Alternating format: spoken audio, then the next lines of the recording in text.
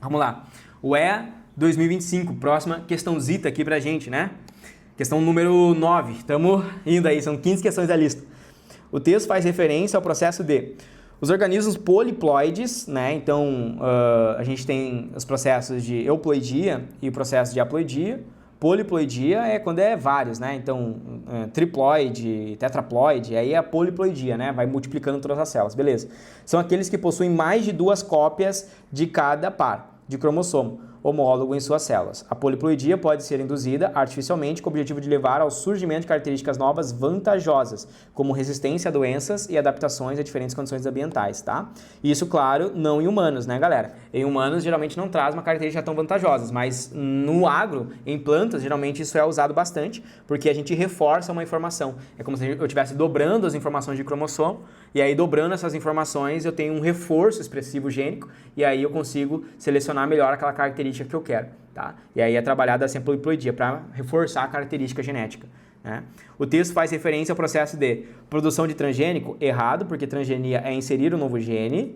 Letra B, terapia gênica para inativar genes hereditários, errado. Terapia gênica é um processo onde eu tiro células de um indivíduo, modifico elas e insiro novamente, fazendo processo de terapia, pode ser clonagem de célula-tronco ali, isso é o processo de terapia gênica, é quando a gente está tratando ali aquele indivíduo, tá certo? Por uma questão genética.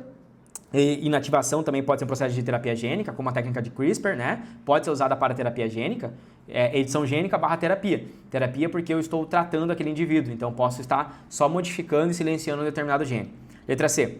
Clonagem de organismos altamente reprodutivos. Bom, aqui a ideia que ele está falando para a gente é a ideia de poliploidia, não de clonagem. Clonagem é um indivíduo exatamente igual. Então eu iria pegar, extrair ali o genoma, colocar numa célula nucleada, fazer o processo de germinação, de embriogênese, né? E aí eu estou fazendo clonagem. Aqui não é bem a clonagem, mas sim um processo de induzir a poliploidia, ou seja, aumentar o número de cópias cromossomas, aumentar o número de cromossomos. Então se tinha 20 cromossomos, passa a ter 40, passa a ter 80 cromossomos, entende? Então eu estou repetindo aqueles cromossomos que carregam informações genéticas, essas informações genéticas serão reforçadas e podem trazer vantagens para algumas espécies, não são todas, né?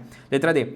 Especiação a partir de indivíduos híbridos. Não, aqui especiação é um processo quando eu cruzo um indivíduo, como por exemplo o cavalo e a mula, e aí eu gero o burro, que é um indivíduo híbrido que carrega informações genéticas dos dois indivíduos e que forma uma nova espécie, e geralmente essa espécie é meio que infértil e também não consegue reproduzir com as outras, né, com as outras que vieram da ideia parental. Então especiação não entra nesse contexto aqui de poliploidia.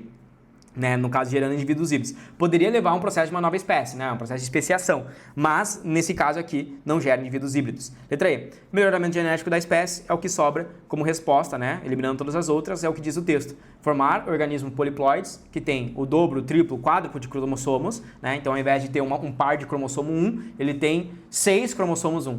Tá? E isso pode trazer para ele vantagens, características, né? Vantagens ali no surgimento das características porque ele tem um dobro de cromossomos. E isso é uma ideia de melhoramento genético de algumas espécies, utilizado muito em espécies de plantas, ok?